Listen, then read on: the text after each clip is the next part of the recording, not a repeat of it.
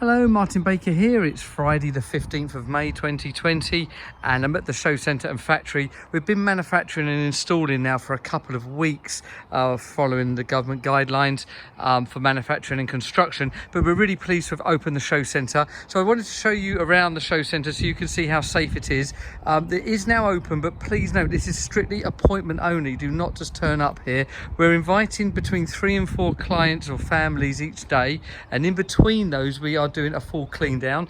This here is our normal sales office. In bad weather you can come in here. We've got a 3-metre distance between the chairs there.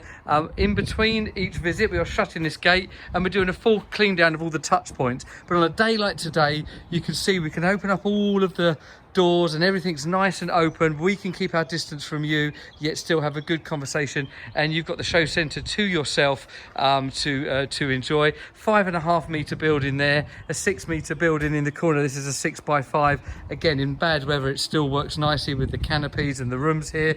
I'm just going to wander around. You can just see, because we're so open and we're outside, if you've got privacy of this to yourself, then you can definitely come here and be as safe as possible. So we are looking forward to welcoming you down. Contact us via telephone, email, or through the social media.